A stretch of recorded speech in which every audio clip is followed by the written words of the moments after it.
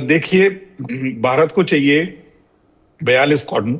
और हमारे पास है, जैसे साहब ने कहा, हमारे पास है फिलहाल 30 स्क्वाड्रन। जी। अब 42 स्क्वाड्रन का नंबर ले लेते हैं। जी। ये जो भारत को 42 स्क्वाड्रन चाहिए, ये जिस स्टडी ने ये तय किया था कि 42 चाहिए, वो उस समय का जो हमारा खिलाफ जो डेंजर्स थे, उसको आकलन करके उन्होंने बोला था कि 42 स्क्वाड्रन चाहिए। आज हो सकता है वो नंबर कम या ज्यादा हो। आज के जो डेंजर्स हैं पाकिस्तान और चाइना की तरफ से, उसके हिसाब से हमें फिर से इस स्क्वाड्रन की तरफ जाने की, नंबर ऑफ स्क्वाड्रन की तरफ जाने की जरूरत है। ये मेरा अपना व्यक्तिगत मानना है। हो सकता है 42 से ज्यादा हो सकता है 42 से कम हो। जी। सबसे पहली बात। दूसरी बात, बट आंकड़े ये कहते हैं कि देखिए, एक तो क्वालिटी है, एक तो क्वांटिटी है। क्वालिटी बेहद अच्छा हुआ है जब से मैंने फ्लाइंग करना शुरू किया। मैंने मिग 21 चलाया है। और दर्शकों को ये भी बताऊं, 2004 में कोप इंडिया एक एक्सरसाइज हुआ था जिसमें मिराज 2000 हम उड़ा रहे थे, और यूएस के साथ हमने F-15 के खिलाफ भी हमने एक्सरसाइज किया है, एक मॉक कॉम्बैट वगैरह किया है इस जहाज के खिलाफ। जी। और सबसे महत्वपूर्ण बात मैं जो कह रहा था कि 30 कॉटन को निस्संदेह बहुत कम है। और जबकि चाइना और पाकिस्तान की दोस्ती जब बढ़ रही है, और चाइना कह रहा है कि 6th जनरेशन फाइटर भी या 5th जनरेशन फाइटर आप पाकिस्तान को देंगे, तो पलड़ा उन दोनों का भारी हो ही जाता है। जी। और 242 जहाज लेने की जो मुहिम थी पिछले 15-20 साल से, जब मैं मिड लेवल पे था, तब से चल रही है वो बात। जी। उसी के इर्द गिर्द हमने ये रफाल खरीदा था, 32 रफाल। जी। मेरा ये मानना है, F-15 EX अगर ले रहे हैं as a stop gap arrangement, जी। हो सकता है वो बहुत कम कीमत में मिल रहा हो। लेकिन अगर हमने ये 114 जहाज या 115 जहाज F-15 के ले लिए, हमारी जरूरत पूरी हो गई, तो हमारा तेजस का इंडक्शन जो है, उस पे हो सकता है थोड़ा बहुत इफेक्ट पड़े। और स्वदेशी फाइटर का जो मुहिम है हमारा, वो हो सकता है तेजस का ठंडे बस्ते में चला जाए, और हमारा जो 5th जनरेशन फाइटर है एम का, उस पे जोर जोर से काम शुरू हो। तो इसको इंडक्ट करने से अगर हमारा स्वदेशी 5th जनरेशन फाइटर का विकसित जल्दी होगा, और वो हमारे बेड़े में अगर जल्दी आएगा, तो ये बिल्कुल ये कदम जो है सराहनीय है। जी। इसमें कोई निस्संदेह सराहनीय है, क्योंकि तेजस का जो डिलीवरी है, बहुत आप देख ही रहे हैं। हमने आप ही के चैनल में चलाया भी, जब चीफ ने HAL को थोड़ा सा फटकार लगाया था कि क्या कर रहे हो आप लोग। जी। तो इसके मद्देनजर मैं बिल्कुल ही ये सराहनीय कदम मांगता हूं, अगर ये इमीडिएटली अवेलेबल हैं हमारे को, जी। हमारे बेड़े में आ जाएं तो। जी।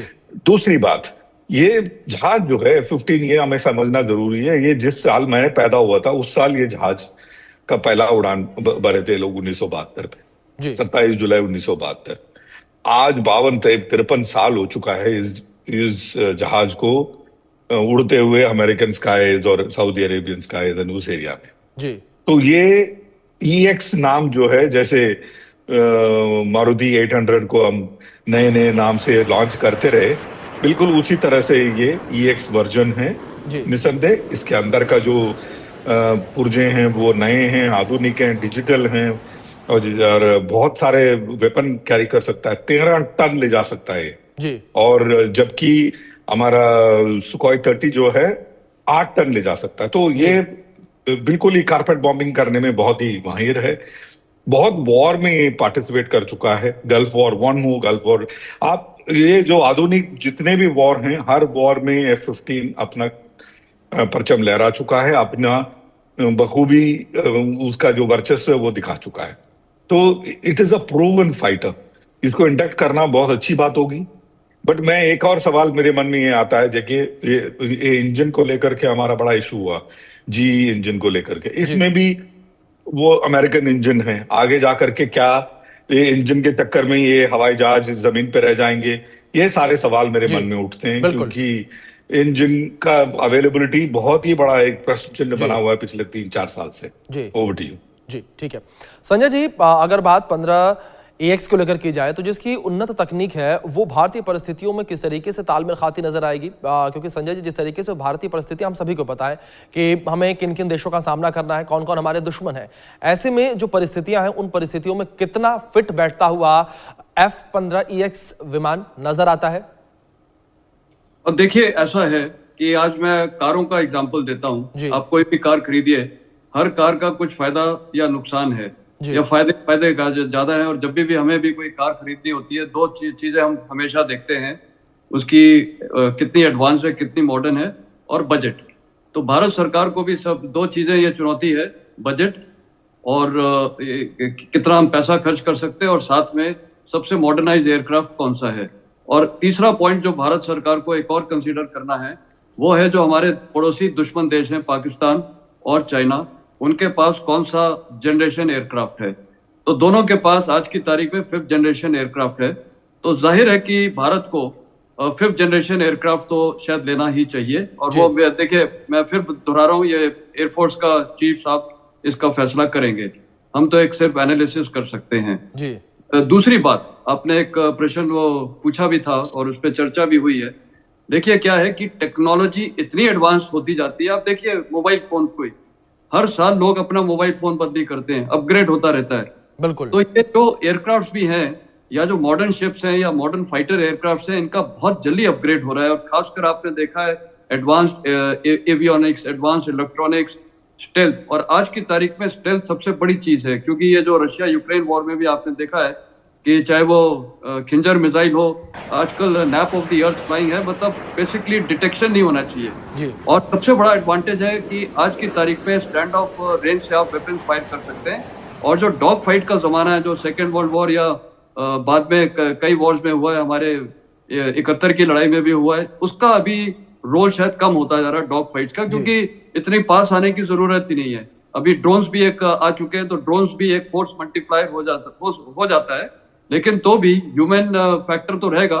तो एयरक्राफ्ट ये नहीं हम बोल सकते हैं कि ड्रोन्स को लेके आ जाइए और सारे एयरक्राफ्ट रिप्लेस कर दिए। एयरफोर्स का या एयर फाइटर एयरक्राफ्ट का एक अलग रोल है। तो मेरे को लगता है कि ये जो डिसीजन होगा, एक तो शीघ्र हमने ऑफ द शेल्फ प्रोक्योर कर रहे हैं, उसमें कोई डाउट ही नहीं है, क्योंकि जब तक हमारा ये LCA प्रोजेक्ट चल रहा है और वो GEF 404 इंजन का डिले चल रहा है, GEF 414 की टेक्नोलॉजी, जो ट्रांसफर ऑफ टेक्नोलॉजी हो रही है, वो भी अभी तक चल ही रहा है।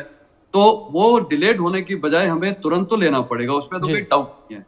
तो मेरे को लगता है ये 5th जनरेशन तो प्रायोरिटी रहेगी, बट अभी वही है। और मेरे को जहां तक ये भी लगता है कि जितने भी एयरक्राफ्ट वर्ल्ड में अवेलेबल है, मेरे ख्याल जो US एयरक्राफ्ट हैं, टेक्नोलॉजी वाइज वो मच बेटर हैं। जैसे अभी आपको ग्रुप कैप्टन ने भी बताया, जैसे सुखोई का ही है, जो कैरेज कैपेसिटी है या टेक्नोलॉजी है, ये in comparison to F-15 1000 times better हो जाता है, जैसे मैंने आपको कार के मॉडल्स का बताया। तो अब मेरे को लगता है कि और दूसरा एक और फैक्टर शायद प्ले करेगा ये डिसीजन मेकिंग है, जो ये ट्रेड और टैरिफ चल रहे हैं प्रेसिडेंट ट्रम्प को, तो हार्ड डिसीजन है। और मेरे ख्याल भारत के भी हित में है कि हम ट्रेड और टैरिफ को इतना फोकस ना करें, नेशनल इंटरेस्ट को देखते हुए।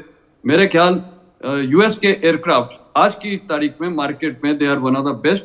इनकी एडवांस्ड एवियोनिक्स, स्टेल्थ टेक्नोलॉजी सब कुछ बेहतरीन है, इनकी एडवांस मैन्यूवरेबिलिटी अच्छी है। कोशिश तो हमें करनी चाहिए F-22, मेरे ख्याल वो वर्ल्ड का बेस्ट स्टेल्थ फाइटर है, लेकिन वो नहीं मिलता है तो फिर ऑब्वियसली चॉइस F-15 है। हो सकता है F-35 का भी है, क्योंकि प्रेसिडेंट ट्रम्प ने शायद इस टाइम कुछ इशारा किया था, we can offer India F-35, लेकिन कॉस्ट, क्योंकि कॉस्ट तो उसकी बहुत महंगी हो जाएगी, तो कहीं कहीं हमें ट्रेड ऑफ करना पड़ेगा। पर यह फैसला अच्छा है कि भारत सरकार का, कि हम एक तुरंत एयरक्राफ्ट खरीदने वाले हैं ऑफ द शेल्फ, और मेरे ख्याल वो देश की नेशनल सिक्योरिटी को देखते हुए बहुत ही अच्छा डिसीजन है। विनोद जी, अगर टारगेट को मार गिराएगा, रिपोर्ट भी आपने देखी किस तरीके से यह आधुनिक विमान जो है वो अब भारतीय वायुसेना के बेड़े में शामिल होगा, और भारतीय सेना के जो अस्सलाम वालेकुम दोस्तों, भारतीय एयरफोर्स की हालत इतनी खस्ता हो गई है कि दोस्तों ये बात कर रहे थे 5th जनरेशन फाइटर खरीदने की, लेकिन देखिए कि इनके पास तो 4th जनरेशन और 3rd जनरेशन की जो काउंटिंग है वो भी पूरी नहीं है। इनके पास होने चाहिए थे 42 स्क्वाड्रन 4 और 4.5 जनरेशन तैयारों के, लेकिन इनके पास हो गए हैं 29 स्क्वाड्रन और बास के मुताबिक अगर MiG-21 को निकाल लिए जाए दोस्तों 22 स्क्वाड्रन है और पाकिस्तान के पास 28 स्क्वाड्रन, पाकिस्तान के पास 4.5 और 4th जनरेशन तैयारों के मौजूद है। खुद सोचे कि पाकिस्तान क्या कुछ कर सकता है, और पाकिस्तान के पास तो 5th जनरेशन तैयारा भी आने वाला है। दोस्तों अब ये भारतीय 5th जनरेशन जो खरीद रहे थे F-35, अब उससे ये नीचे आ गए हैं और कहते हैं कि हमें F-15 दे दीजिए, क्योंकि अगर F-15 आ जाता है उससे बड़ा फायदा ये होगा, इनकी तादाद का जो गैप है वो पूरा हो जाएगा। अब ये हो रहा है कि ये अपनी तादाद को लेकर इतने परेशान हो गए हैं कि जो F-35 ये खरीदने वाले थे 5th जनरेशन पाकिस्तान के J-35 और कान के मुकाबले में, वो इन्होंने इरादा छोड़कर F-15 पर दोस्तों नजर जमा रखी है। जबकि देखा जाए तो इन्हें 5th जनरेशन ही खरीदना चाहिए पाकिस्तान और दोस्तों चाइना के खिलाफ। खुद सोचिए कि इनके सारे के सारे तैयारे खड़े होंगे, पाकिस्तान का एक ही J-35 आएगा और उन्हें बैठा हुआ ही तबाह कर देगा। दोस्तों ऐसा आप सोचेंगे कि कैसे हो सकता है, ऐसा हो चुका है। आपके पायलट थे रफीकी, उन्होंने 1965 की जंग में ऐसा ही किया था कि भारत के जितने भी तैयारे खड़े थे जाकर एयरबेस पर ऐसी कारपेट बमबारी की कि सारे के सारे यानी एडवांस तैयारे भी वहीं पर खड़े खड़े तबाह कर दिए। तो ऐसा ही होता है, हमारा एक J-35 जाएगा, लाजमी बात है भारतीय रडार उसे पकड़ नहीं पाएंगे। तो दोस्तों जहां तक बात है S-400 की, तो चाइना के पास भी S-400 है और चाइना ने बनाया ही इसलिए है कि S-400 से ये तैयारा बचकर निकल जाए और ये जाकर वहीं पर भारतीय राफेल हो, भारतीय F-15 तैयारे हो, इन्हें ये तबाह कर देगा। अगर आपके पास अच्छी क्वालिटी के 2 तैयारे भी हो तो दोस्तों वो 200 पर भारी हो जाएंगे, लेकिन भारतीयों ने अब ये सोचना शुरू कर दिया है कि हमें वो 2 नहीं चाहिए बल्कि हमें 200 ही चाहिए। और दोस्तों देखिए कि क्या हालात हो चुके हैं कि इन्होंने, बात वही है कि हमें ब्रेड नहीं तो रोटी ही दे दो ताकि पेट तो भर जाए, वो हालत हो गई है भारतीय एयरफोर्स की कि हमें 5th जनरेशन नहीं बल्कि हमें 4th जनरेशन ही दे दो, कम से कम तादाद तो हम पूरी कर पाए। दोस्तों आपका क्या ख्याल है इस पूरी वीडियो पर, अपनी राय कमेंट सेक्शन में जरूर दीजिएगा। तब तक हमें इजाजत दीजिए, मिलते हैं नई वीडियो में।